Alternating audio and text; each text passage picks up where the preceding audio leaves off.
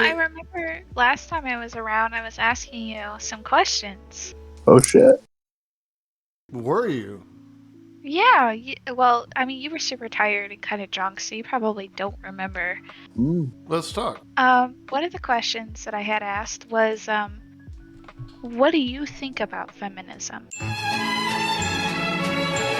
Like, when you hear feminism, what do you think? I think of women's empowerment. That's what I think. Think of bringing more attention to like equal workplace for women and creating an environment where you know there is that. I guess for all intents and purposes, the woman's equality, across the board, for everything. So when I think of feminism, that's what I tend to think of: more women's empowerment and women's equality, I guess, and the movement towards creating that. Do you think women are equal to men? Yeah. If not. Well, yeah. I think we're all equal on some level. Yeah, basically. Sure.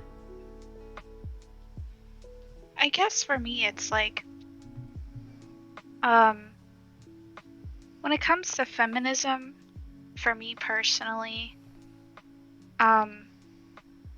I don't, I can never really get with it, you know?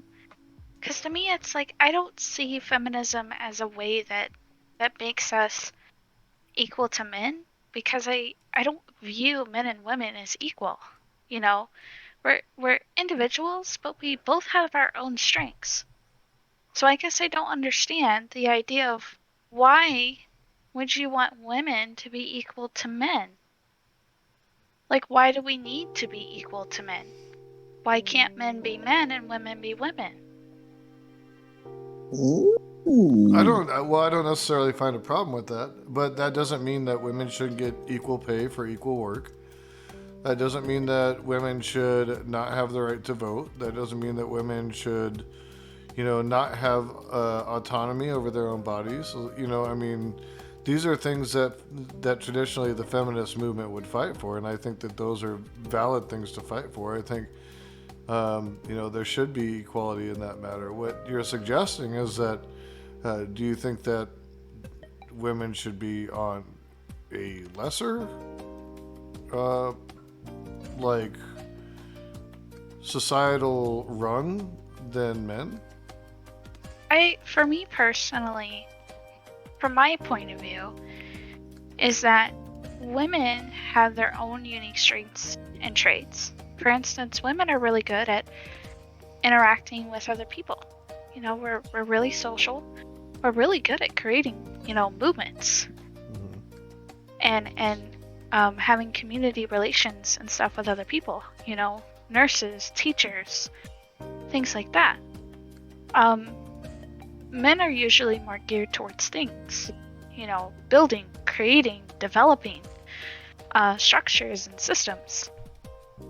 And I guess what I'm trying to understand is, why do we push women to believe that they also have to do these things?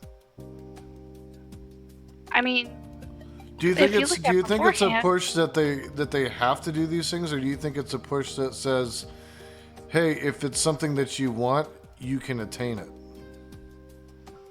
I mean, I don't see that as the issue. What I see as the issue is that I feel like feminism is trying to push women into taking on the role of both being a woman and a man, taking on both roles. Not only caring for the house, but also having to provide for the household as well. And it creates a very stressful situation, because before, women took care of, the house, maintaining the house, and taking care of children. And men would go out and they would work and bring back to provide for the family and protect the family. But there seems to be a struggle lately where because of the economic situation and stuff, where women are now also having to take on that role as well, on top of also having to care for the children and stuff. And it's creating tension for a lot of women because, having to go out and work a full-time job and having to be away from, the household and kids, having to push aside relationships and push aside marriage and push aside settling down, all for a later time in life, and having to focus on building a career and providing for the household and all this stuff firsthand. But the problem is that because we push all of that stuff off and we wait longer and longer to do those things, by the time we do have the opportunity to settle down, it it becomes a sacrifice to do so, because now all of that work that you put into building that life, to building that career and all of that education gets left behind. You have to now give it all up. Either that, or you have to give up being able to raise a family. Because trying to expect a woman to work a full 40-hour week while also caring for and maintaining her kids, that's a very difficult thing to do, and you can't really do both. You kind of have to pick one or the other. Because now you're having to send your kids often to daycares or should put them on to other relatives or babysitters because you can't take the time to raise them yourself. Well, I suppose you could say the same thing about, men as well. I'm a single father, or I was a single father, and was for a long time, and I had to do everything that I guess you would say traditionally in Western society a woman would do, as well as what a man would do, you know. So I've played both roles. I don't know. I don't see any problem with it. I don't think there's anything inherently damaging with it. I also think that we're in different material conditions now, where you do see that in order for the family unit to survive, the mother and the father do have to both work, and as such, there's going to be aspirations that come with that. Nobody wants to, you know, half-ass do a job. I think a lot of people, when they decide to do something, they're heavily invested in that. I also think that society has changed quite a bit, and that I don't think every woman wants to be barefoot and pregnant and um, working in the house and doing that. I think there's a lot of women that have higher aspirations than that, and they should aim for those aspirations. Of course. But I think part of the problem is that the women who want to stay at home and stuff, a lot of them have a very hard time having the ability to do that because of the way that the system is now built and set up and put up for them. Makes it very difficult for women to be able to just focus on staying at home raising kids. And the women who have been able to accomplish to do that, a lot of them either had to wait way later in life to do so, or they had to find an older man that was able to provide that for them. Mm-hmm. Well, And it's like, if you look into the accounts of like marriage and childbirth, and this isn't just a US problem, this is a problem around the world, where it's dropped dramatically because for a lot of people it's not attainable. It's not feasible. It's not reasonable anymore. well, yeah. Again, I think that that's related to material conditions. I mean, people aren't getting paid what they're worth. While major corporations record record-breaking profits that they have recorded for the past 20 years, every year they're breaking another record in profits. They're paying no taxes to help a social infrastructure that would allow for women who did want to stay in the home and do those things. And they're not being given, they're not providing salaries to workers to substantiate being able to have a single income home any longer. So I think what you're really talking about is an issue of material conditions brought forth by those who are in control and in power and won't do things like increasing the minimum wage or increasing, the power of unions within our labor force. Because ultimately, if a woman wants to stay home and raise children, right, one of two things has to happen. Either they have to rely on a partner who is going to be the breadwinner, right? Or they have to have a strong social safety net from which they can extrapolate their, um, their resources in order to provide for children. So either there needs to be more money given to paid in through taxes to expand a social welfare program, or uh, wages need to go up across the board for workers so that we can sustain single income homes like we were able to in the 1950s. I would definitely agree that we definitely need to work on wages, especially when it comes to the cost of living and compared to what the average people are making. Because it definitely, when it comes to like the lower middle class, the gap has grown significantly. Mm-hmm. A lot of people that, if you go back just 4 or 5 years ago, a lot of people that were considered middle class are now considered lower class because the cost of living has jumped significantly. Yep. And when it comes to the social welfare programs, for me, um, I don't see social welfare programs really helping to kind of solve that issue. I think they're kind of perpetuating that issue. Because one of the big problems we have right now is a lot of people aren't working. And why would you want to work and contribute to society if the government's willing to pay you significantly more than what you would get working an average job? And Because especially because the if, government doesn't pay you more. There's no place in this country where you're going to make more in welfare and government subsidies than you are working. But to answer your question, what you're insinuating is that a woman needs a partner in order to raise a family, because otherwise what you're saying is that they are going to, how are they supposed to make a living? This is what I don't understand. How do they make a living unless they have a partner? And what if they don't want a partner, but they want to raise a family? well, that's kind of part of the problem, is that, it's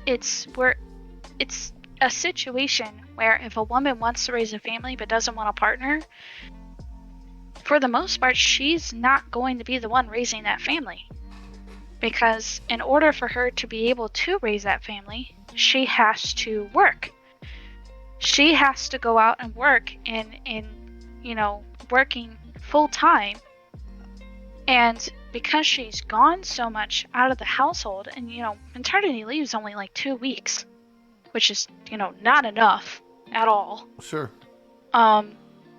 She has to now work full time to sustain her children, but her children obviously can't watch herself, so she either has to have, a family member that watches them, or she has to put them in a daycare system, and daycare is outrageously expensive. Mm-hmm. And so, because she's, 40 hours a week, that's 40 hours less than the time that you get to spend with your children, and sometimes it's even more. Sometimes you have to work 60 or even 80 hours Sure. to get by. And that's all time that's taken away from your children, from your family, that you don't get to have with them. And the problem with social welfare programs is that they encourage, um, they reward poverty. They reward the fact that, you don't have to work. For example, if I had a child and I wanted to go through welfare, I could claim $800 a month off of unemployment. On top of, I could get another 400 off of food assistance programs. On top of, I would get another 600 a month per child in my household. They don't even have to be mine. They just have to be living in my household. And if you add that all up, why would I ever want to work? Why would I need to work? Unemployment isn't permanent. Unemployment is a short-lived program. It does not last forever. So you're not going to be on unemployment Well, forever. no, but there's cheats to the system. All I would have to do is go in, apply, work for 2 weeks, and then, do something silly or stupid to either, get myself fired or just leave. Well, And there you go. you can't always get unemployment if you get fired. A lot of times your unemployment can be you can get rejected for unemployment if you get fired. Happens all the Yeah, time. That's why you have to go to unemployment hearings.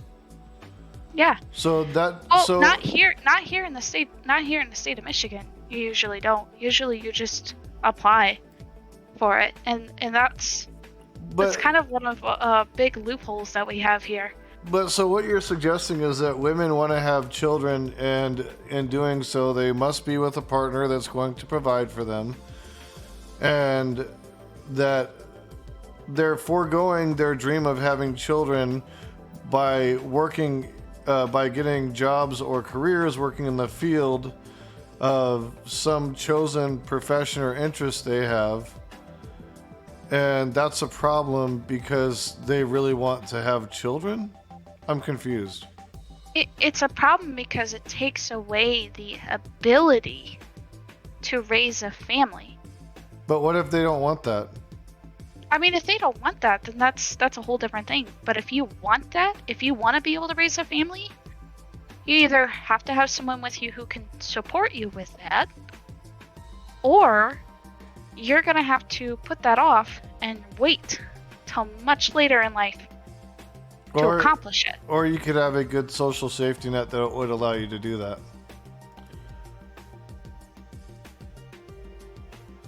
Sure, if you want to do that. But But that's what I'm saying. Like it seems like your model is dependent upon um, this hypothetical woman being at the mercy of somebody else in order to um, do this dream of having a family. And like to start with, you're saying that how this all started was you were talking about feminism and how you feel that it's pushing, it's in some way disincentivizing women to be women because it's encouraging them to seek something outside what I don't know, I'm going to say what Western culture would call gender norms. I wouldn't call it gender norms. I would call it pushing them out of a family unit, pushing them out of being able to be a family unit, because we're in a situation that's developed to where in order for people to be able to sustain themselves, they have to be part of the workforce. They have to work. They can't sit down and focus on marriage or having families or anything. Not until they've already built their careers and stuff. And then after they've, done all that work, gotten all that education, all that debt to build that career, when you're in a financial point to where you could afford to do so, well, one, you're at a much older age and it's going to be much more difficult. And secondly, you're going to have to either sacrifice the ability to raise your children yourself, or you're going to have to sacrifice the career and everything that you built, that you just spent the past 10, 20 years building. What if a man wants to stay home and raise children? How does the what? What if a man wants to stay home and raise children? I mean, if the father, like, or if a man desires to do that, sure. But you're always gonna need you're either gonna need a two-party system, but even with a two-party system, or a two-partner system, it's still going to be incredibly difficult because that one person working on their own isn't going to be enough to sustain you on your own unless they're making like, over six figures a year. Right. Otherwise, the other partner is going to have to also work as well. Right. So is this really a cultural issue with feminism, or is this an issue of um, or is this an issue of poor material conditions for the lower and middle class people in this country? I think it's an issue from both. I think it's an issue because feminism has pushed women to be more like men, to try to become more equal to men. And because of that, we have developed a more, work and competitive culture when it comes to women. Women are now more pushed to be in the workplace. They're pushed more to follow careers and stuff, and to put aside a lot of the marriage and family unit. Do you think that they're pushed more or just empowered too? I feel like it's more like they're empowered too. I mean, sure, if you want to view it that way, but the truth is that young women who go against that system, they're few and far between, and they're usually shunned for it. I They're mean, usually told, no, you should go to school, you should build a career, and you should put that off till later in life. But by the time that comes later in life, you're either going to have to sacrifice everything that you just built in order to be able to do that, or you're going to have to take away the ability for you to be able to raise your children yourself. I guess I'm just because I don't think that they lost the empowerment to stay at home. I know a lot of men who have wives who stay at home and they work. They aren't in the best of material conditions, a lot of them, but they try to make it work because that's what they want. Um, I don't know. I don't see how feminism is pushing people towards that. I think that women may be moving that direction because now they're empowered to do so, whereas before they were told to shut up and stay barefoot and pregnant in the house and cook the dinner and wash the dishes, and that's all they're going to do and that's all they're going to be. I think the difference is now I think what feminism has afforded people, women, are the ability to say, for those who wish to, the ability to say, hey, I have the skills and the knowledge and the know-how to be an engineer. I'm going to go be an engineer. And now I think what they're looking for is equal pay and opportunity in those fields where their skill, their education, and their abilities warrant, and so I don't see the push. I see women fighting for the ability to, and the ability to have upward mobility, the ability not to have to depend on a man or a partner for their own success. But I don't necessarily think that they're being in any way cajoled or forced into that kind of lifestyle. I mean, here's something else, right? So you know about the STEM field, right? Yeah. I don't know if you heard recently, but psychology is now considered part of the STEM field. Well, yeah, it falls into the medical aspect I mean, it's bizarre. because it's a science. Because here's the thing though, is that when it comes to psychology, it's not a hard science. Medicine itself is not considered a hard science because it's too fluid. It's too flexible. There's too many variables and it changes too much. STEM was meant for hard science, hard math, hard, engineering, technology, because those are solids. They're not, crazy all over the place all the time. But the problem with psychology and the medical field is that they are not considered hard sciences because they're too fluid.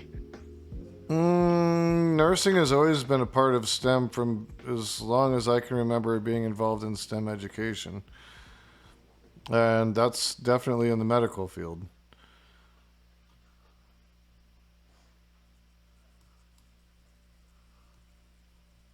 I mean, Well, science wasn't I mean, when you talk about science, you're talking about hard sciences. You're talking about things like like chemistry and physics. all these things change as well because science is just a process by which we derive known truths or truths that can be proven at this point in time. So science itself is fluid. I mean, everything in science is fluid. Nothing is purely static, and we're always constantly learning. Science is a process. It's a I mean, sure, discipline. but the thing, like when it comes to medicine is more of an art than it is a science. Because the problem with medicine is that you can't say that, like, this list of symptoms that leads to this diagnosis, everyone who has this diagnosis will have these symptoms.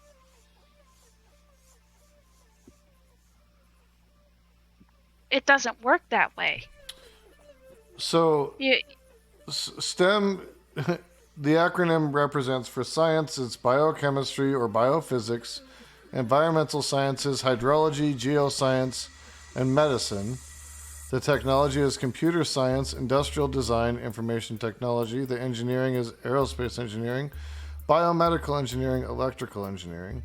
And the math is applied mathematics, data science, and statistics, typically speaking. well, I guess what I'm trying to understand is why is psychology in STEM? Because it's a part of medicine. Psychology is not part of the medical field. Psychology and like therapy and counseling and stuff, that's outside of the medical field. It's part of your mental health that is a part of the medical field.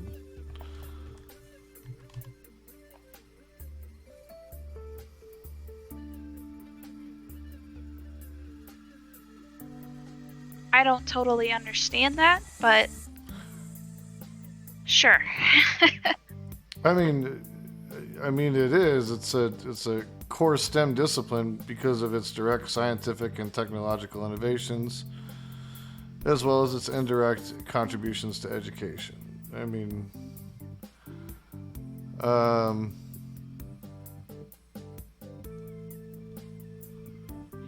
there's a lot of experimentation that goes on in psychology as well. It's not just somebody. It's not Freud sitting on a couch doing a bunch of cocaine and asking somebody to talk about their mother. That's not the.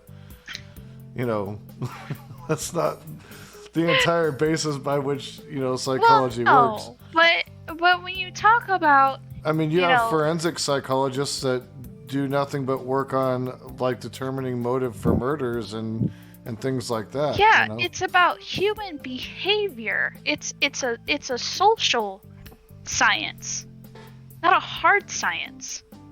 It all has to do with social and human behavior. It doesn't have anything to do with medicine. Medicine's not a social science. It doesn't have anything to do with human behavior. Psychology and mental health does. Okay. So Exactly, like you it said, doesn't make psychology any and mental health, you know. is about human behavior. Sure, but that human behavior occurs because of chemical interactions in the brain. It can occur because of trauma that developed early on in somebody's life. There are myriad reasons why somebody could act out in a certain way that can be formulated and um, Well, basically put human into a behavior pattern is and a construct that you can say if X happens, there is a strong propensity for Y and Z to happen. You know what I'm saying? Just like in anything human else. behavior is a condition of the environment. You know, Not it's solely. not a contribution. It's also a chemical. There's also chemical contributions in the body. There's genetic contributions. There are all sorts of contributions to determine somebody's psychology. Okay, well, okay. What about gosh, I'm trying to think of what it's called. Um, Sociopaths. Okay. Mm-hmm. People can be born with the genetics of a sociopath. Mm-hmm. They're born with it. Some people, it comes out. Some people are sociopaths and don't even know it because it never manifests itself. But it only manifests itself based on certain environmental factors, due to certain conditionings that occur onto that person that cause that sociopathic trait to come out of them. Okay, this is the same as people getting cancer. You know, some people are genetically predisposed to cancer. It doesn't necessarily mean that every single person that's predisposed to cancer is going to get cancer. It's because Well, of certain no, but environmental situations that those people get cancer, well, it's not even just that. or that the cancer Because manifests. because with cancer, the thing with cancer is a defect in the genetic code that causes cells to mutate. Okay. So, for instance, you can be someone who smokes your entire life and never get cancer. Some people never smoke and do get lung cancer. Yep. There's And some people that can be exposed to the sun all the time and never get skin cancer, but there's some people that just get it with little to no exposure to the sun. So, the thing with cancer is that it's not always due to environmental conditioning. When it comes to mental health and psychology, that is the practice of studying human behavior. And human behavior is an effect from conditioning of the environment. So that is why not solely. I mean, some people's conditions manifest from early on in childhood, and are prevalent without the assistance of some horrible tragedy in their upbringing or something that is resultant from that. Sometimes people are born with these types of conditions, right? but yeah, Um, but that so would be considered a birth defect. That's so not the same thing, so it's either they could be born and the condition presents itself from birth. It could be something where it's environmental, or it could be something that lies dormant, but somebody could have a predisposition for that, right? people can suffer mental issues due to their environment and their surroundings, environmental conditioning, Sometimes, right? sometimes it due can due occur to due from to jump. social due to social uh certain social exposures in the environment that But they've do you see what I'm experienced. saying? Is that their predisposition for it is still reliant on some sort of externality, right?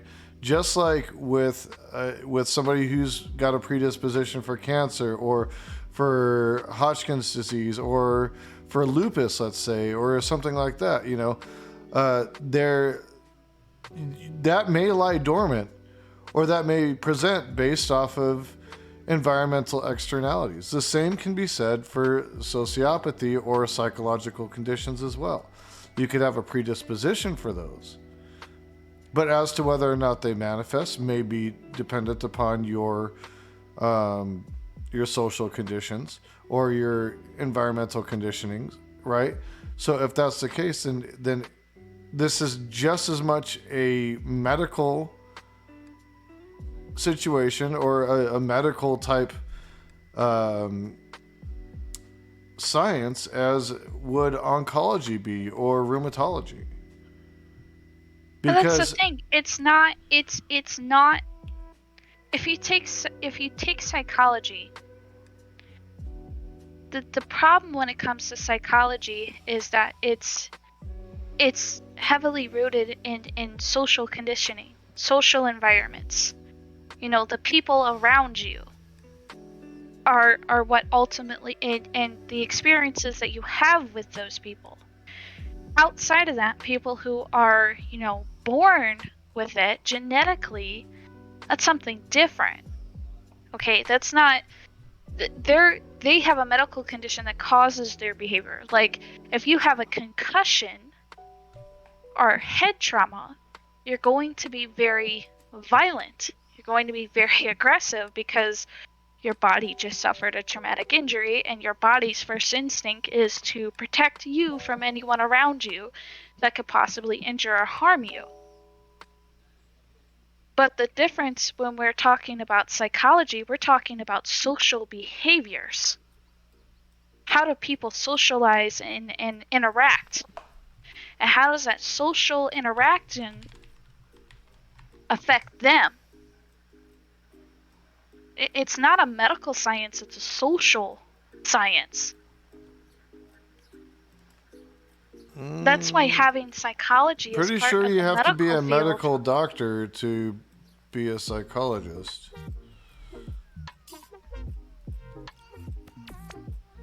I mean, that's part of the problem too, is that um, we've implemented it as part of the medical field, even though it's not a medical science.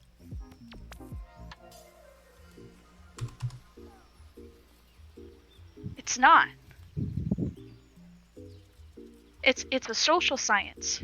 It's all based off of behavioral conditioning of the environment around you. It has nothing to do medically. I mean, it's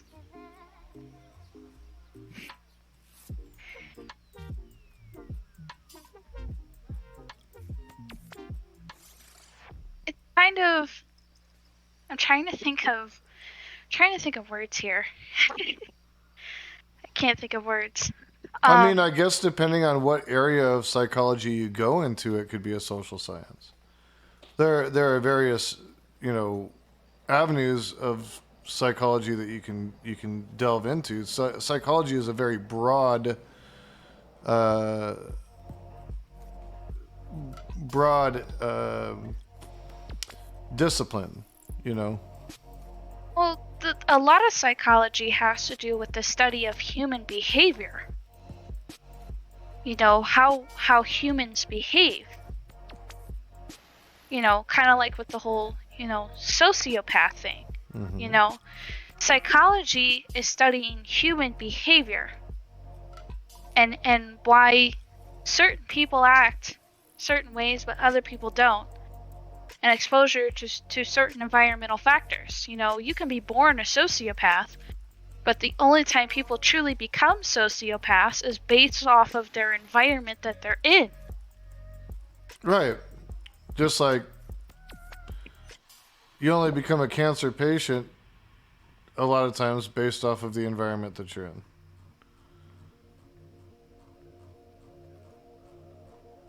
But that's the thing. You can't become a sociopath for no reason.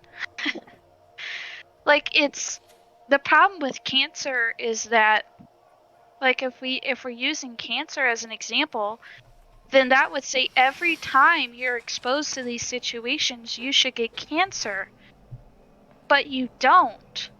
Versus a sociopath, the only way they can become that sociopath gene can show itself is if they are only exposed to that condition. It doesn't come out. If they're not exposed to that condition, it can't come out. Versus cancer, it doesn't work that way. I don't think that sociopathy works quite as simple as that either. I don't think it's just if X happens, then you're going to be a sociopath. I think Well, it's there's not quite a just bit X. more There's a nuance to it. multitude of things that go into it, but from what we understand, in order for sociopath gene to show itself, it has to meet certain environmental conditions. It doesn't just randomly happen. You know, there has to be certain environmental conditions that have to happen in order for that sociopathic gene to show itself. But I guess for me, my issue when it comes to psychology in the STEM field is that psychology is not a hard science, it's a social science. It has to do with sociology and human behavior and human interaction and how the environment affects that human interaction. It doesn't really have anything to do with medicine, because medicine is more of a chemistry. Medicine has a lot to do with chemistry. Well, I mean, physical therapy is medicine, and there's not. I mean, I'm not necessarily doing a whole lot with chemistry. You know, I'm going and getting physical therapy, which is uh, exercising certain muscles and muscle groups to relieve pain and provide better mobility. Right. So, you know, is that not medical because the medicine that they're providing is not chemical? I mean, um are they giving you pharmaceutical medicine? No. We're doing physical therapy. We're doing, you know, exercises and movements to, I mean, you're doing exercises. Like, yeah. it's not really. I mean, if you get into like maybe human biology and the muscle and skeletal structure, sure, but physical therapy itself isn't really. It's not really medical. I mean, you could say you going to the gym and working out is doing a medical practice. Well, I'll tell you, a lot of people that work in kinesiology would beg to differ with you. I mean, it's. I guess what I'm trying to say is that there are.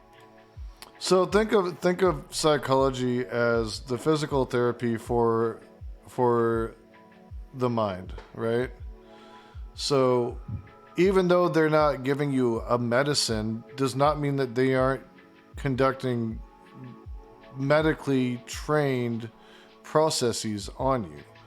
Okay, you got a physical therapy. They're learning how the body works, so that they can help to rehab the body that is damaged. Right, just like a psychologist is understands how the mind works in order, and in doing so understands how to provide some some medically proven techniques to improve or to rehabilitate the mind, right? So that's why I don't see any difference. I don't see why it shouldn't be considered STEM.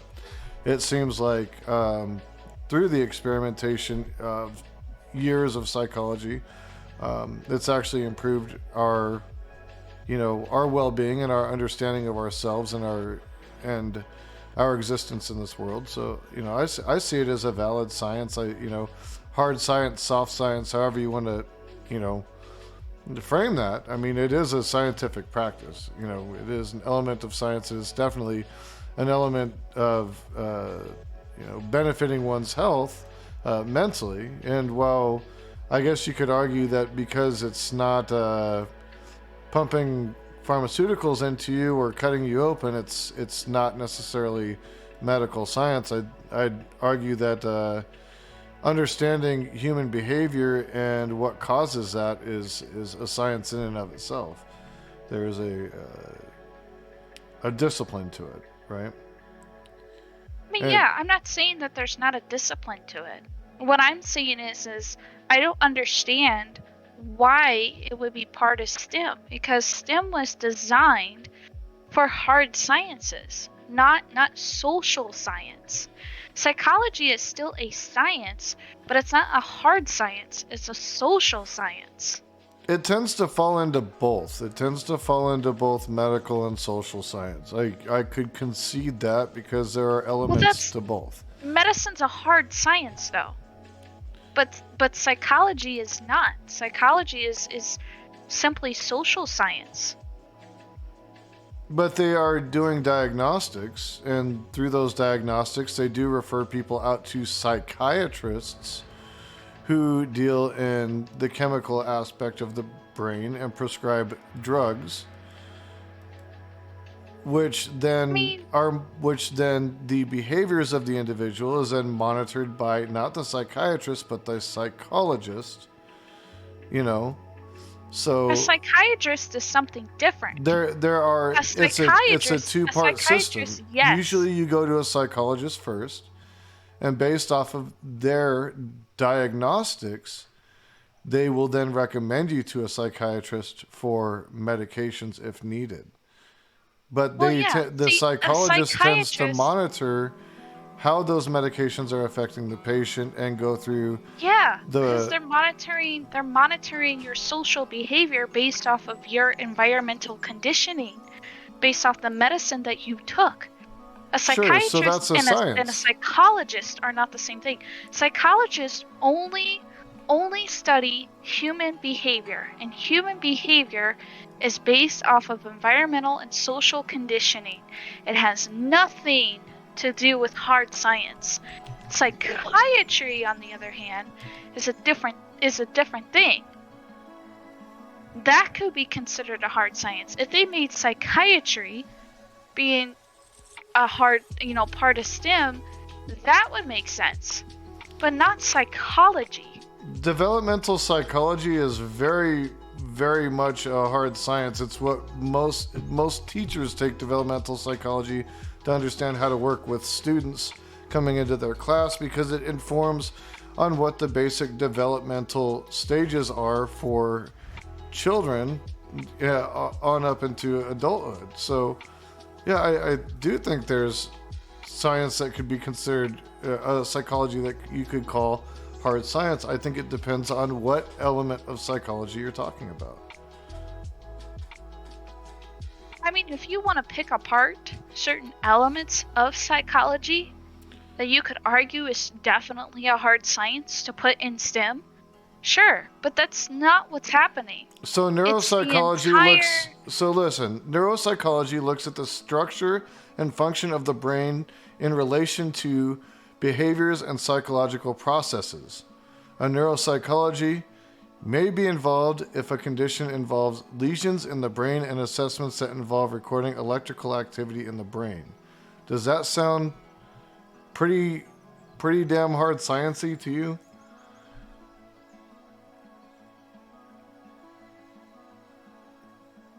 A neuropsychological evaluation is used to determine whether a person is likely to experience behavioral problems following suspected or diagnosed brain injury, such as a stroke.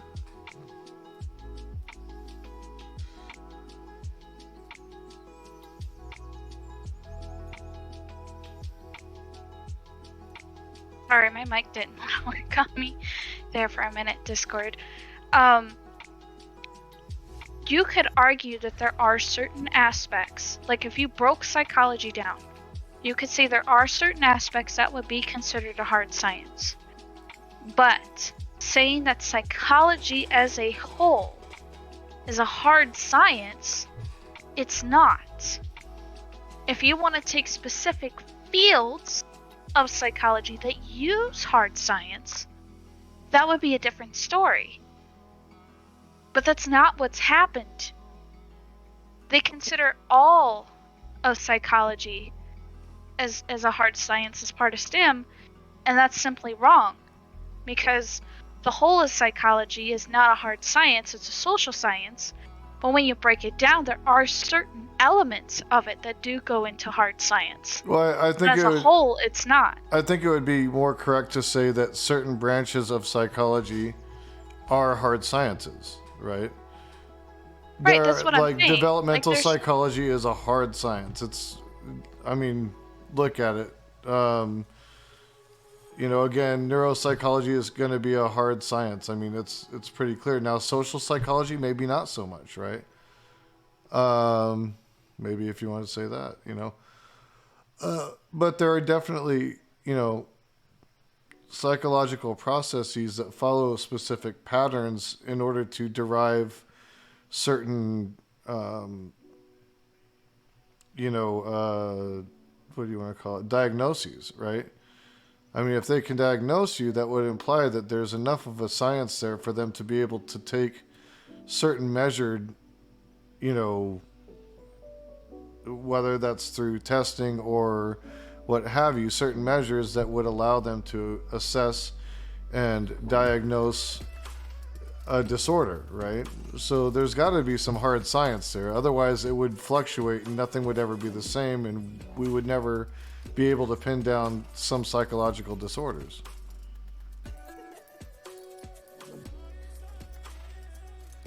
if you want to take certain like I said, if you want to take certain branches from psychology, you could make an argument that they are hard science and include them in STEM. But to say all of psychology is a hard science, it's wrong, because a big portion of it isn't. A lot of it has to just simply do with social behavior, due to social interactions in the environment and studying human behavior on how they act in certain conditions.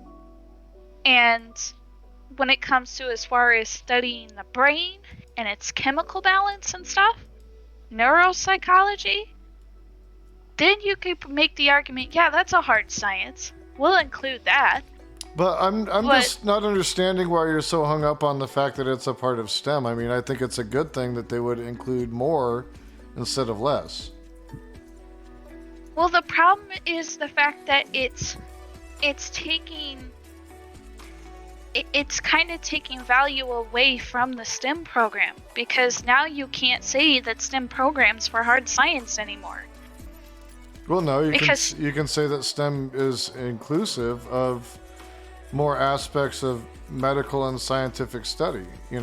Whether you want to call it a hard science or not, I think is a little bit but irrelevant. that's what STEM was created for, was the study of hard sciences. It was driven to be, it was more so to, encourage, younger people to get into those fields, because right now we have a crisis where, a lot of people aren't going into the trade jobs anymore.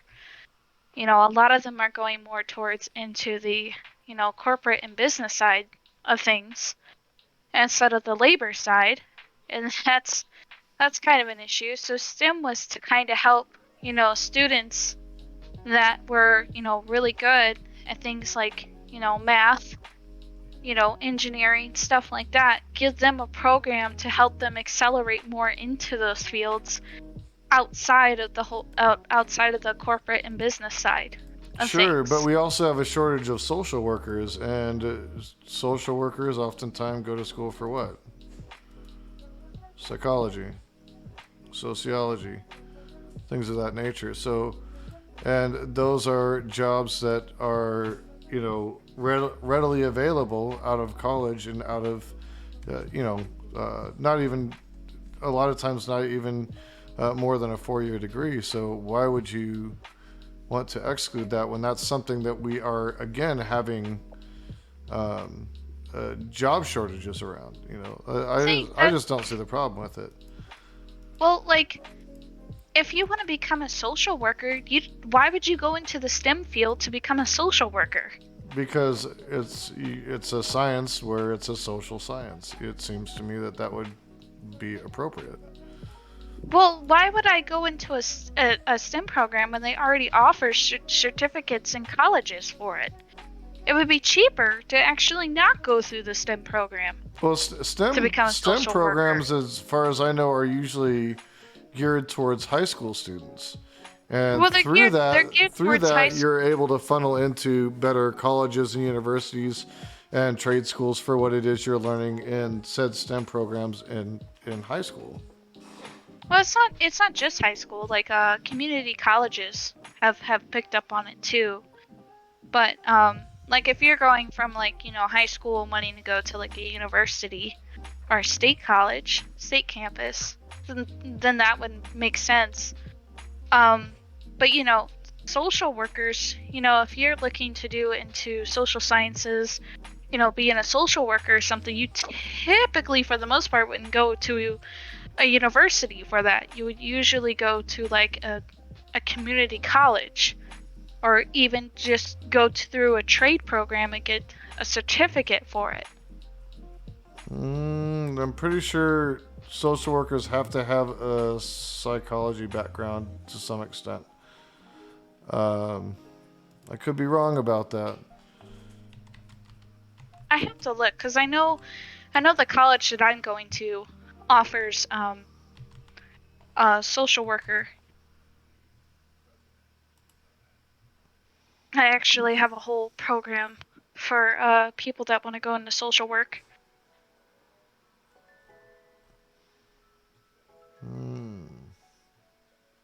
That's a pretty big process in Arizona. The licensing. You definitely have to go through school though. You have to have a bachelor's of social work um, to attain a social worker's license in Arizona. Yeah, that must be. I don't, because here, like, my college offers it, and the only bachelor's degree that they have is in one of the medical programs. I can't even remember which one it is. Um, yeah, human services is what it falls under. So as far as I'm concerned, I can't really say that psychology being in STEM bothers me. I don't really care. One way or the other. I mean, if it's not, it's not. You know, if it is, it is. I really don't have a strong opinion about it. I'm not upset about it though. You know what I mean? It doesn't. It's not a hang up I have. I don't think that STEM is going to die because we choose to include psychology in STEM. You know, um, I think providing more um, avenues early on to for people to examine the fields in which they want to study, um, so that it builds foundations for them later on in life, I think is a totally net positive thing. Um, Well, one of the problems, though, is that the majority of people who go into psychology work are women, which means it it pushes more um, men out of that field. okay,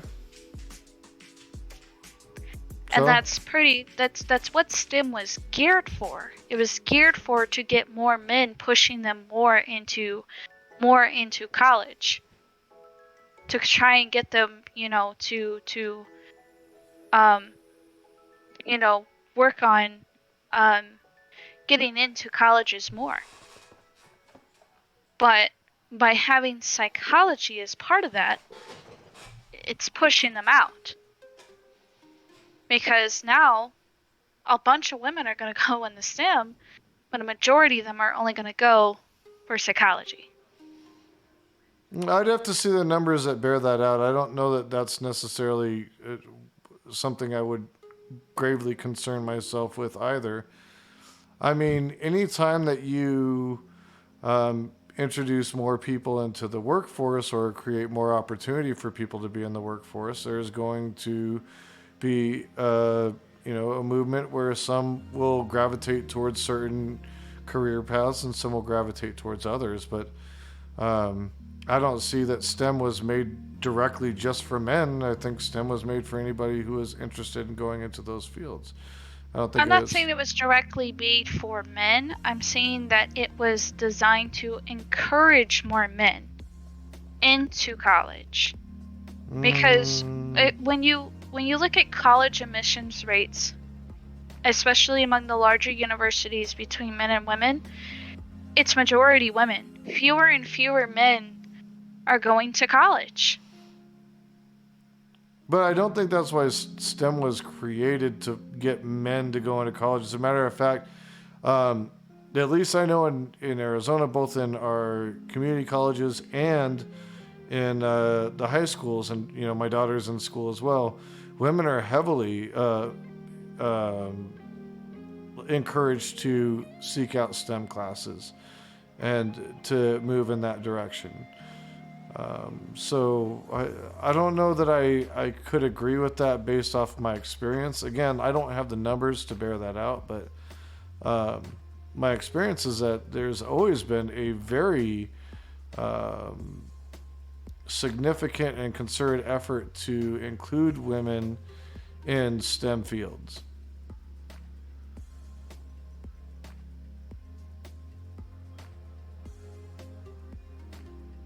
I don't know. For me, it's more of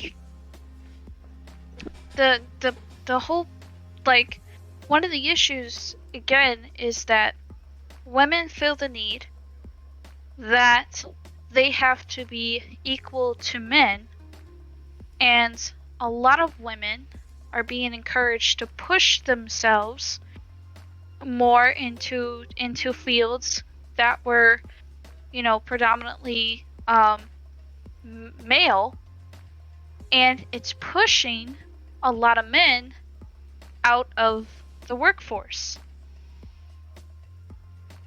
And Well, so because I don't now we understand the have, problem though. Like, if a woman can do the job better and she happens to push a man out of the workforce because she got the job over them, then sounds like that man needs to work harder. I'm not understanding. Because you could replace women are taking men out of the workforce with black people are taking white people out of the workforce. Like, it's what you're saying is that because a traditionally marginalized community is now finding work, it's pushing the community that has not been marginalized out of jobs that they've traditionally had. And you're looking for me to find a problem in that. And I don't see the problem. I mean, one of the problems that arises is that it discourages men from wanting to be in those fields. Uh, It discourages them from wanting to have those jobs because now it's a mostly woman dominated area. okay, then it sounds like that those males have some insecurity issues. If they have trouble working around women, or if they would sacrifice the job that they really want because women happen to be in the predominant um, sex in that field, then I think that's a problem with male fragility, not with the women that are like being able to enter into those jobs and succeed and excel in those jobs. I would never, like, for example, my daughter, I would never want her to sell herself short because she was worried about whether or not a man was going to have a job or not. If she can go do the job, I want her to go do the job. If that's what she wants to do, I want her to have the power, ambition, and will to do it and know that she's going to get paid the same as a man would for equal work, you know? Of course, but one of the problems that we're having is the fact that a lot of these women, um, they're getting these jobs not because they're able to. They're getting these jobs because they're seen as a minority, and are a lot of companies are required to hire people either based off of their sex or their skin color. Even though he might have more qualifications for the job, they're gonna choose either a woman or another minority over him because they have to meet a certain status quo. It's not because that person was more qualified for the job. It's simply because of the social standards that we put on them. For, like, the reason, like, if you think about affirmative action, the Supreme Court is saying that they want to take up affirmative action in the next, what do they call it? Cycle? I think is what they call it. Session? Yeah, the next session. They want to take up and challenge affirmative action because a large portion of the Asian community is complaining that they can't get into a lot of these higher end universities and colleges because people are complaining that a lot of these high end colleges are overrun and oversaturated by the Asian community. You know, there's too many Asians, so therefore we can't take you. Even though you might have the qualifications and everything to get in, but we can't accept you because we're Asian and we have too many Asians here already. And this has become a reoccurring issue in a lot of the bigger colleges and university campuses.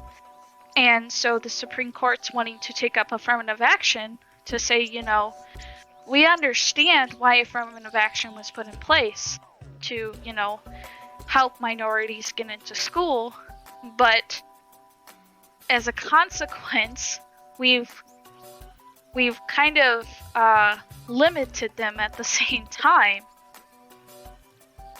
And so that is why, like, I'm not saying that women can't be in these fields. I'm saying that women a lot of the times aren't getting these jobs or positions because they're qualified for it. They're getting them because of their sex or their race. Or could it be that traditionally they were not getting these jobs because of their sex or their race, and something had to be done to even the playing field because these folks were being pushed out of careers that they could otherwise work had it not been for their sex or their race?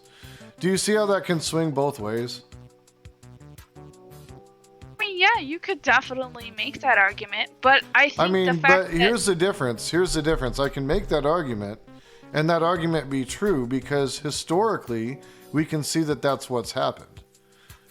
Yeah, because the problem is we went from one extreme to another extreme. You know, before there were laws put in place to limit that. So instead of just getting rid of those laws, we decided to do the opposite extreme, saying now, as a company, you have to have, you know, this many black people, this many Asian people, this amount of women, you know, this amount of foreigners, and put a lot of these restrictions on a lot of these companies and job places. So regardless of their qualifications for the job, you have to meet a certain diversity quota. And therefore, we ended up going from one extreme all the way to another extreme. Instead of just having a simple middle ground saying, okay, you can't discriminate against someone. You know, the same laws we have, you can't discriminate against people based on their sex, race, religion, etc., etc. But to have to put that status quo requirement on top of it just took us from one extreme to the next. How about people who are qualified to get into the school and can afford to pay for it should be allowed to go to school? Why does their sex or their race or anything matter in that decision? Well, yeah, why should it matter? I mean, but it has mattered, you know, for a long time up until they had to enact something because otherwise nobody would be getting into school if they were black or if they were a woman, you know, and that causes issues as well. You know, you need a check and balance with everything, you know, like I can understand how there can be unintended consequences of some of these, you know, laws or governances, but I also understand the need for them based upon our history, our country's history of discriminatory practices against people of color and against Right. women. You But know, that's the thing though. We already have those laws. We've already made it a federal law where it's illegal for you to discriminate against people based off of those things, right? But why are we now making it a requirement that you have to hire people based on those things? Isn't that doing the opposite? Because now we're not hiring people for their qualifications or skill. We're just hiring them because they meet a quota. is it possible that there's a necessity to hit these quotas because otherwise these companies would find an excuse not to hire somebody of said race or ethnicity or national origin or religion. I mean, if let me put it this way: if they can't even meet the bare basic quota for what is being set for them for these situations, then isn't it possible that maybe they aren't hiring or accepting a diverse enough group of people? Because it's not a broad number that is being required. It's a very small number typically. It's not like it's 3/4 of their workforce. It's not like it's even a quarter of their workforce. It's not like it's 10% of their workforce. That's the thing, is it's such a small number that I think really um, it's it's That's negligible. It's negligible yeah. in the broader scheme of things. You're I mean, still think going to have more white male employment in this country than any other race or gender. Always. It's if that's always going to be that's that the way. thing though, is that they would have to, instead of making it a quota where you have to have, a diversity quota, what if we said you have to have a quota that proves that the people you are hiring actually meet the qualifications for the job and you're not discriminating people because of XYZ? Well, that's a really hard thing to do because and having been a hiring manager, here's something that you look at. What's their chemistry like with my team? Will they be able to work with my team? Do they have the right demeanor? Are they well met in a way that appeases me? Because when you interview somebody, so much of what you're interviewing on is not something that you can physically put on a piece of paper. It has to do with that interaction that you have with that person in the moment. You know what I mean? Hey, and And that's what should be the standard of hiring. And for most places that's what it is. But the problem is coming from the fact that but do you a lot of understand these that my companies that my and preconceived campuses. my preconceived biases could make me overlook somebody because I am not understanding of their social cues, maybe because they're from a different country, or I'm not understanding of certain aspects of how they approach things because they're neurodivergent or something like that. I mean, that's to say, so do you think that there shouldn't be a quota for hiring people with disabilities in the workplace? Because that's also a part of that.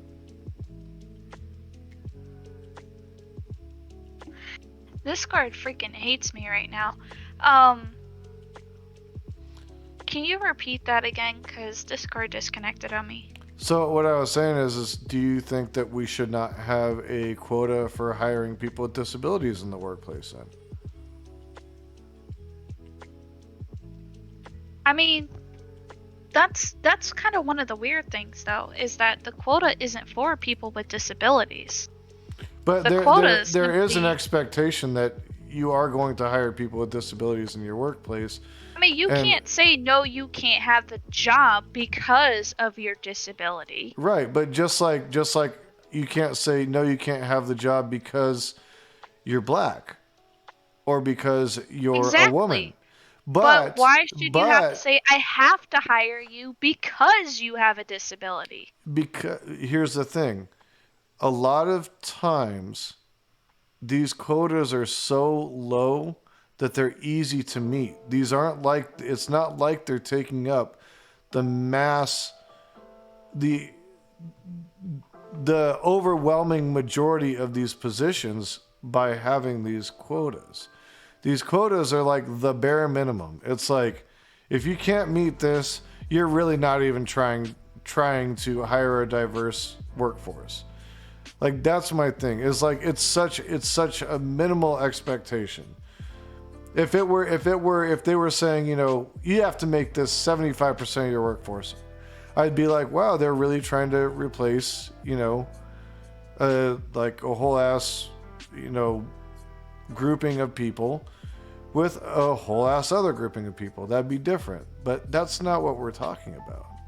So I'm saying No, that's not. the What I'm quotas are saying is negligible. that to sit there and say that you have to hire me because I'm a woman, isn't that kind of sexist? Because you're not hiring me because of my skill or my experience. You're only hiring me because I'm a woman. Because you have to meet a certain expectation in your workforce. But see, we would hope that those employers wouldn't need to farm that closely for a woman to hire because they'd already have hired more than enough to meet that quota because they are looking at the skills and qualifications of somebody as opposed to their gender or race or what have you. You see what I'm Right. saying? Like, But that's you the would thing think that though. they would They already shouldn't be have to do beating that at those all. quotas. They shouldn't have to do that at all. And to say that they have to do that at all is wrong. So Because would you then be in favor of like blind interviews where somebody couldn't distinguish the voice of the individual, whether they're male or female, and couldn't distinguish, race or sex or anything? Would you find I that mean, to be an to be acceptable hiring honest, practice? I wouldn't, like, personally, I wouldn't really see why that would be an issue, especially since a lot of hiring practices now, especially after the pandemic, that's kind of how they happen. Most of them are done through just, simple application over email. And then they look at your resume and see, okay, I see that you have these skills, you have this experience, you have this amount of education. Sure. But the only reason why they have to take our sex or our race or our disabilities into consideration is because they are legally required to. Sure. And that to me is wrong. They shouldn't have to take that into consideration. They I don't shouldn't. You're want right. to. Because you're absolutely right. And if we didn't live in a historically racist, sexist, xenophobic society, we wouldn't have to do these things. But unfortunately, there still is a lot of that out there, and that's created the need in order to have these kinds of institutions. Right, there is a lot of it, but the problem is that it's not in the way that most people believe it is. Like, majority of the population, majority, not the minority, but the majority of the population aren't like that. Majority of us aren't. How many people do you come across from social media to your day-to-day life to people that you speak to personally that are initially like that? I live in Arizona. There's a lot of them. I can introduce you to probably fucking 80 of them just driving down the freeway on a daily basis. Like, there's a lot of racist ass motherfuckers in this state. Like, I see it daily. And if you don't think that they would hire a white guy with no experience over a black guy with tons of experience, you're crazy. Because I've seen these guys. They're horrendous. Okay, and these are the guys working that have like their own contracting shops, whether that's pool service or construction or what have you. And yeah, they are extremely fucking racist. And no, they wouldn't hire a Here's woman, my and no, they issue wouldn't though, hire is that somebody of a different race. And I right, disagree with them on just that. just But like how Coca-Cola, right? The whole incident with Coca-Cola. Everyone knows about that incident where they decided to get together and release the memo to tell people you have to act less white, right? Well, yeah, Is that I can't acceptable? speak for what some CEO does because most CEOs are fucking tone deaf, and corporations are typically the scum of the earth, anyways. But But I'm saying so like that type of behavior though is the same exact type of behavior that people are advocating against. I think execution matters. I think I think there is, and Yeah, you know, definitely the way they did that was very untasteful. But at the same time, racism is racism. Sexism is sexism. Period. It doesn't matter who it's against. It's the thought intention behind it. If its thought intention is to isolate or to do harm or to exclude people, it's the same thing. To sit there and have to say that I have to be hired because I'm a woman, or that you have to hire this person because he's black, or you have to hire this person because he's blind, or you have to hire this person because he is a foreigner, that's racist and sexist. It's the same thing. Just it's racist and sexist to say that you can't hire that person because of X, Y, and Z. It works both ways. one is correcting an issue that has been systemic in this country since its inception. So I think the correction of the issue where there's occasionally some unintended consequences, I'm just fine with that. I'm perfectly okay with that. I mean, yeah, our country has definitely had issues with that. But didn't we, kind of agree, a while ago to say, hey, we're not going to do this shit anymore? Let's stop this. Yeah, This but isn't there's doing still anyone any disproportionately. favors. Yeah, but there's still disproportionately more uh, black people being killed by cops than white people. There's per capita. There's disproportionately more black people than white people in the school to prison pipeline.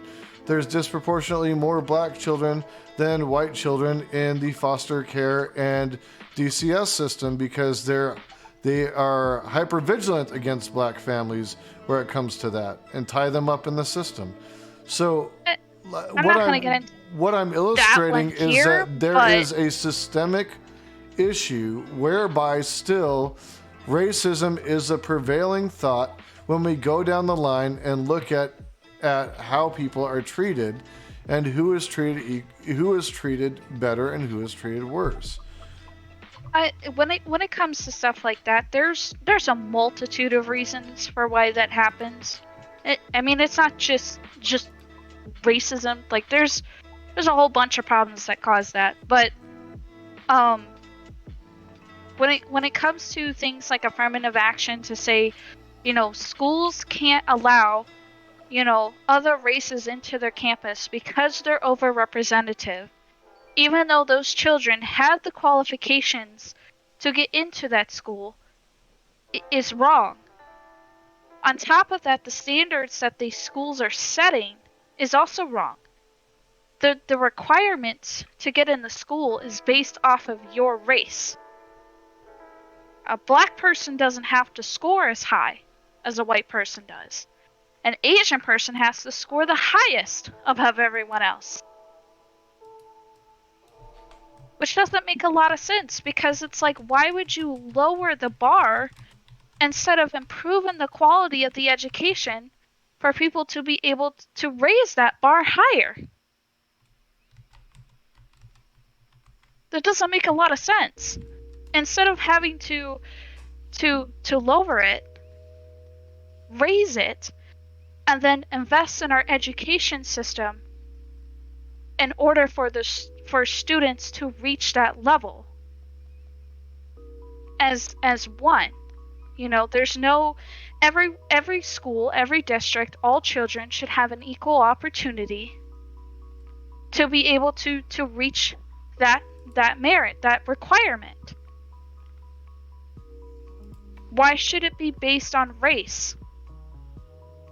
Because, well, you could argue, well, disproportionately, Black people have less educational opportunity to meet that requirement. Okay, so why don't we give them the educational opportunity to meet that requirement? Because it involves a lot. It involves community building. It's not just about the school. You have to build up the community around the schools. What's wrong with building and improving the communities? Nothing at all. Nothing at all, but try to get the Isn't that funding what for we it. should encourage to do? But here's where that systemic racism comes in. Try to get the funding for it.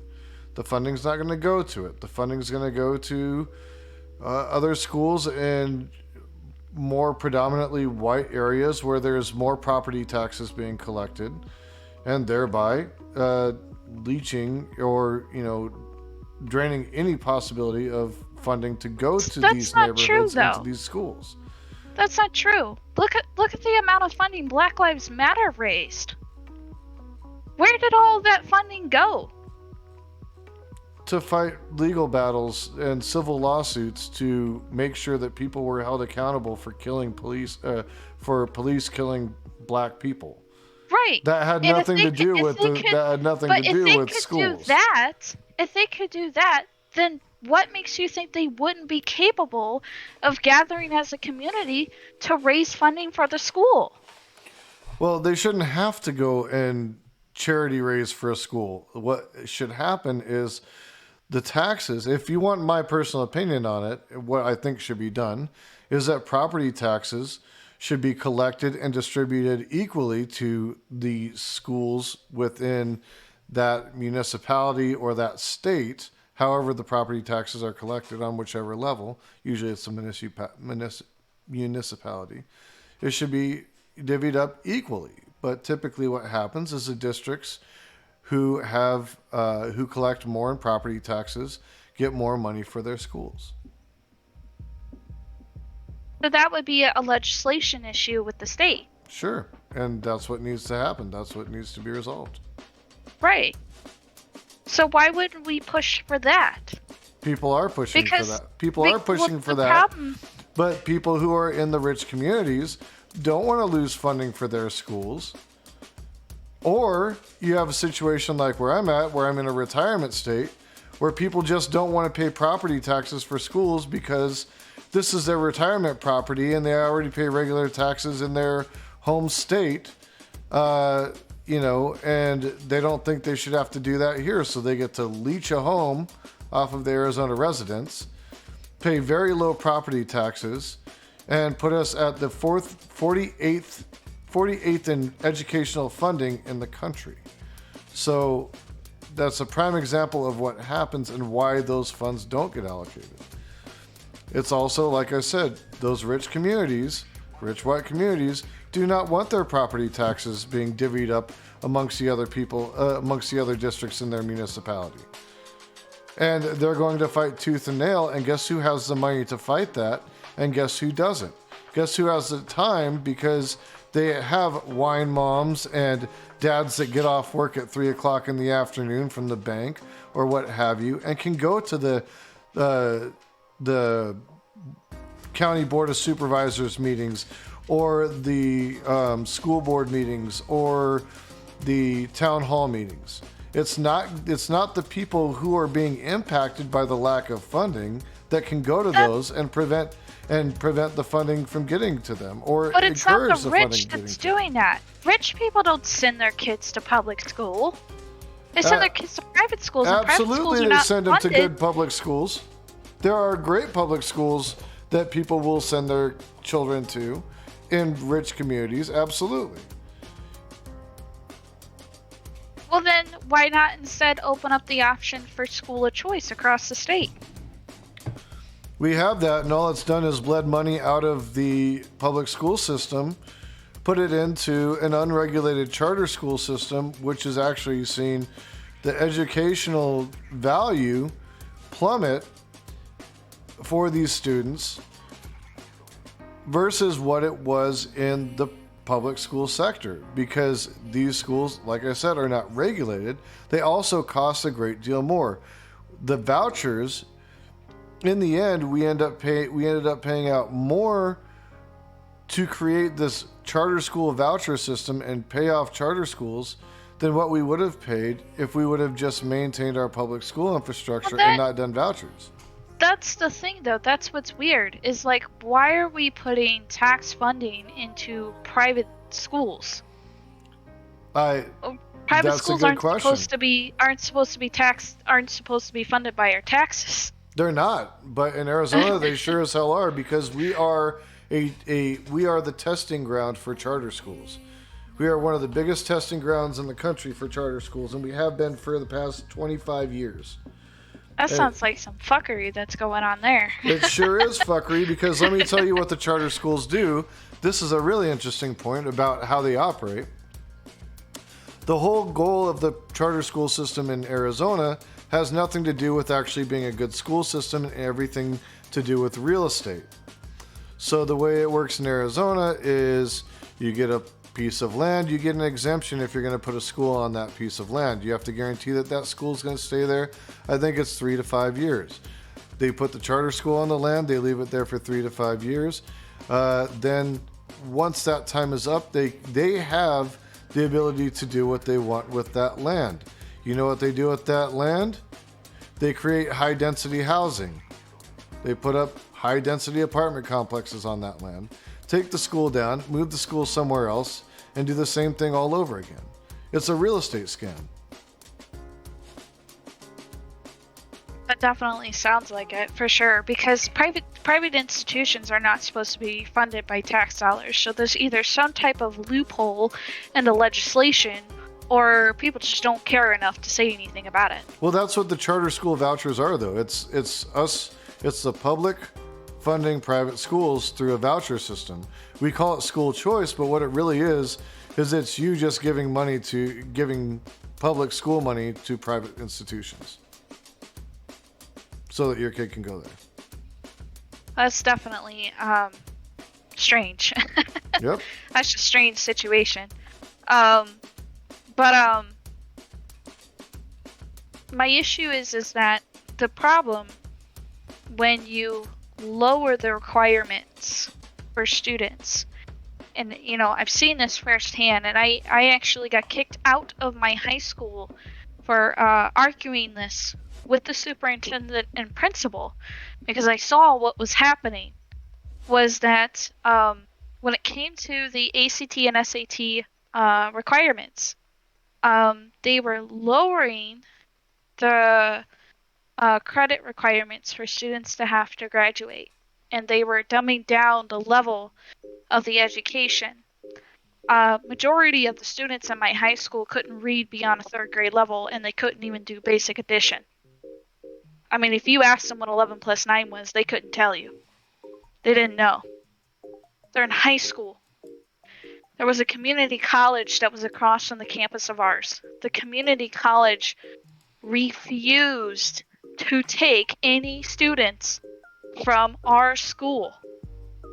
Even if they did exceptionally well, meet all the bar requirements and everything to get in, they would not accept them because they knew that the students in that school would not succeed. They would not pass. And what happens is that now you have all of these kids. They can't read. They can't do math.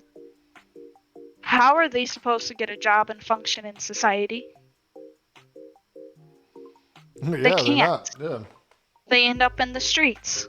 They Well, end up in jail. I don't think I They don't. end up. I'll put it this way: I don't think that standards should be lowered for any. I mean, if you're looking for somebody to meet a certain criteria in order to get into a school or whatever, or to even start a job or whatever, I don't think standards should be changed for somebody else. I think what should happen is if you meet those standards, though, if you meet the qualifications, and you happen to be somebody that's a person of color, or you happen to be a woman, or you happen to be, well, let's just extend it, somebody in the LGBTQ community or something like that. I think that you should definitely have the same opportunity as as a cis white male to get that same job. And if your qualifications bear out, you should get it. But what I don't think that should happen, which does happen, because like I said, when you are a hiring manager, you have a lot of leeway as to what you will determine uh, will ultimately get somebody hired. And you do have everybody has biases, internal biases that will bear fruit. So you do have to be very careful with that. Nobody means to be biased, mind you. I don't think many people mean to be biased, but we do carry these internal biases, which is why you ended up with affirmative action. It's because we have a lot of blind spots. People have a lot of blind spots. They don't know that they're necessarily missing the mark, but they very well could be, you know. Do I think that the qualification should be lowered for somebody of another race or gender or whatever? No, I think they should have to meet the same qualifications. I just think they should be given the same opportunities if they meet said qualifications. Right, exactly. But the problem with affirmative action is that it's not doing that. That's not what it's doing. That's not what colleges and institutions are doing. They're doing the opposite. They're taking in they're refusing people that have the qualifications to get in but can't because their group or their majority of the minority group, because they're overrepresented in those schools, they can't take them in. They can only have so many black students, they can only have so many white students, they can only have so many Asians, they can only have so many foreigners, they can only have so many women. Well, And it creates a lot of conflict because there's so many other students out there who want to get in but simply can't because of their race or sex. well, I would concede that that may be a poor execution of an affirmative action program because they should be accounting for those scenarios, right? I Right, mean, they should be if accounting for they're those scenarios, but if when you they're have the diversity quotas, they can't do that. It's a limitation on both sides. So that's why the Supreme Court's taking it out, because they're trying to say, look, we need to find a balance. We need to find a way that makes sure that, these students are being represented in these schools, but we also have to make sure that we're not also excluding people at the same time and creating an unfair balance to say, we can't hire you or can't take you in because of your race, or to say that we can't take you in because of your sex or because of your gender or your sexual orientation. you know mm, to me, that it just creates a lot of conflict and issues with it. I think the way that, when it was initially put in, it made sense because during the time it was a majority of white men. So it made sense to set those standards to say, hey, we need to get more diversity in.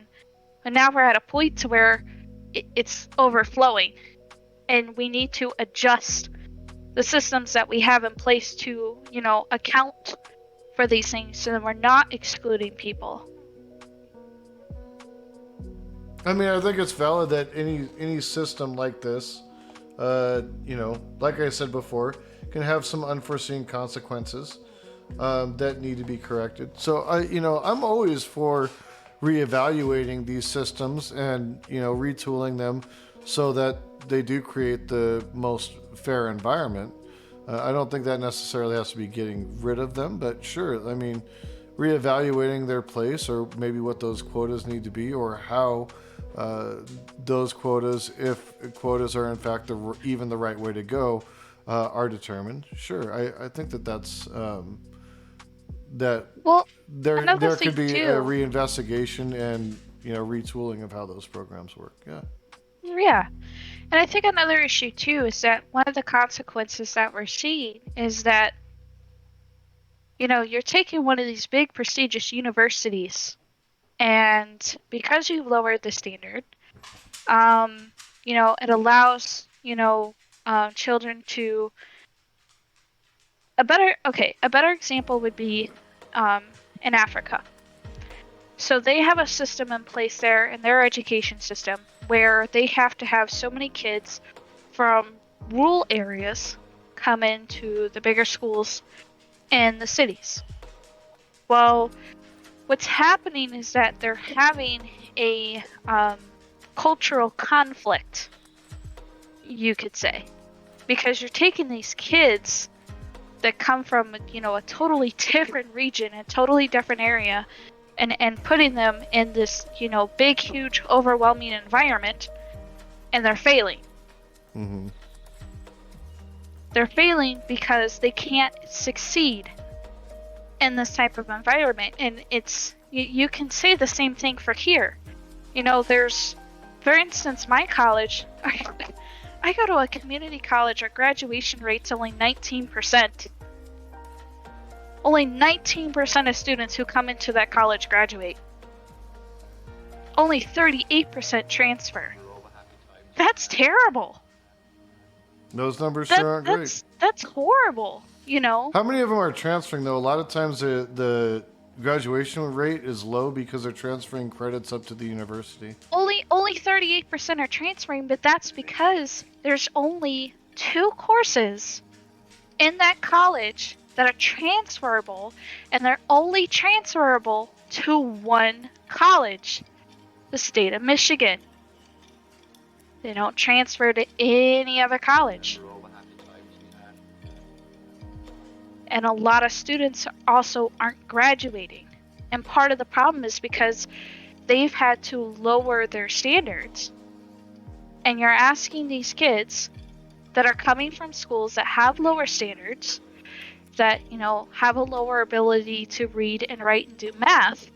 You're asking them to come into college at a college level and expecting them to, they got accepted because they had a lower requirement for them to get in, but the standard of education is still high. So once they get in there, they're confused as all hell, and they can't succeed.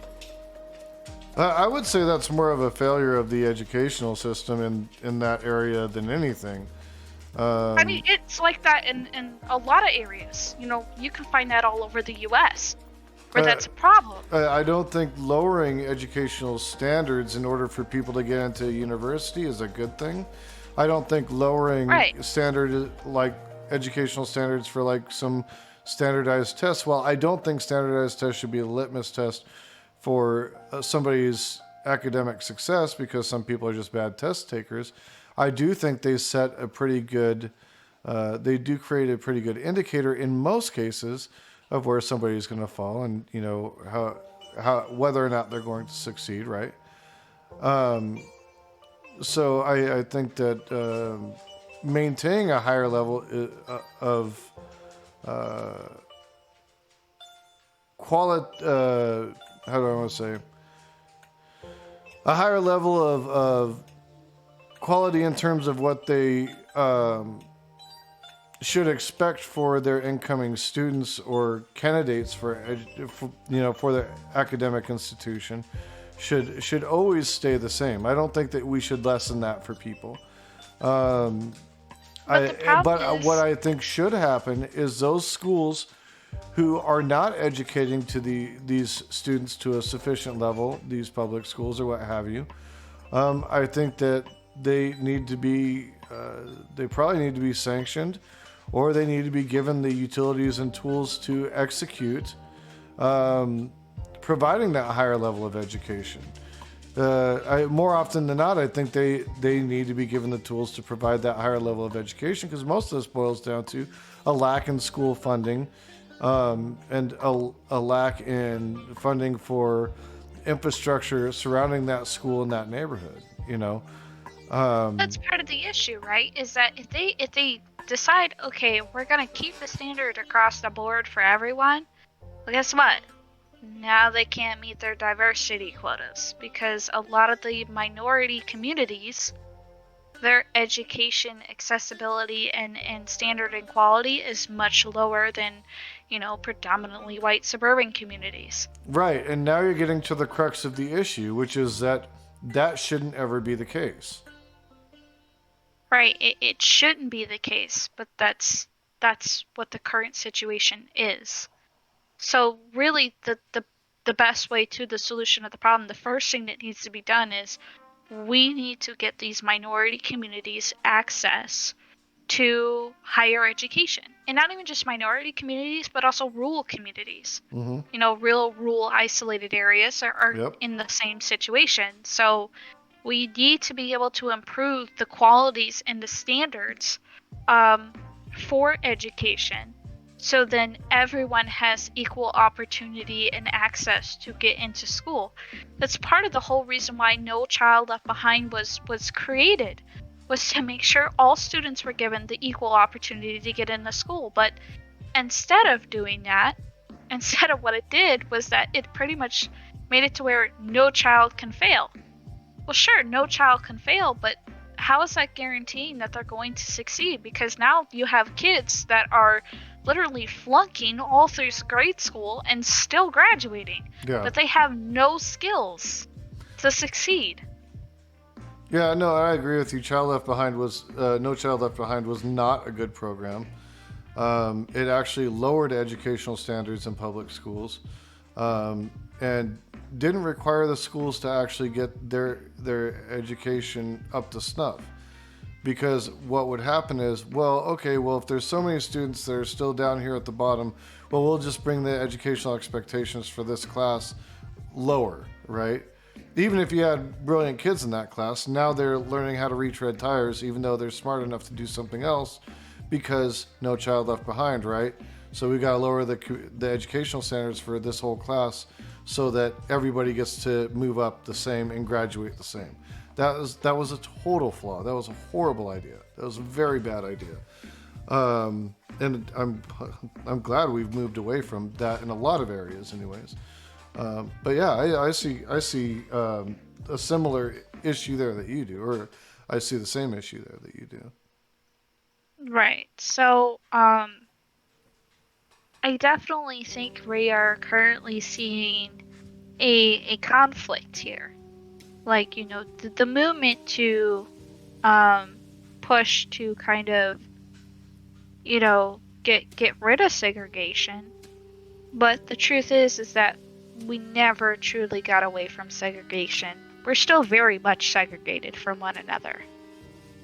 No, And it just it's rears its head in a different way, and it's under economic strains play more of a role in it now than uh, as a means of creating that segregation than maybe more, I I mean, guess, there's definitely a lot direct more than direct just things that we would see. economic. Yeah.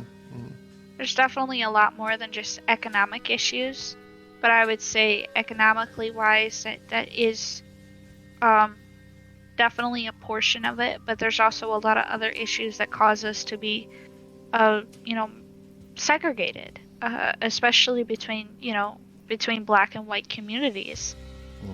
There's still a lot of segregation there that has to be worked out, but there's to me, I think right now when it comes to society, we're suffering a big identity crisis. We're trying to figure out, who are we? Who do we want to be? And it's causing, obviously a lot of tension and a lot of conflict right now because we're trying to figure out as a country, who are we? Who do we want to be? Where do we want to go from here? And it's kind of causing an issue to where we can't focus on a lot of these bigger problems because we're so focused on dealing with these smaller issues at hand. The figuring out, dealing with people's, identities and dealing with, the race issues and the, you know, um, authoritarian problems and those types of issues. And until we can truly start to come together as a nation, a lot of these issues we're just not able to solve because we're too distracted with other stuff that's going on. Like, your attention's on one thing 1 minute, and then the next minute your attention's pulled to something else. True. You know, can't stay focused on one thing too long. It's like everybody in the country has ADHD or something. It's like, you're focused on one thing 1 minute, and then the next minute you're focused on something else. And it's hard to keep your mind focused and straight on one issue. Granted, we have more than one issue, but damn, shit has gotten complicated.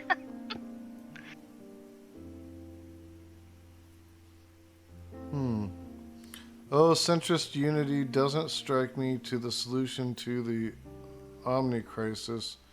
Likely you just have to make an omni-focused strategy. That's from Paul Imnity. That said, place your bets on how long until I get misgendered or someone says something ableist. Well, we're not going to misgender you. Of course, I don't know your gender, and I'm not going to assume. Also, I don't know if you are disabled or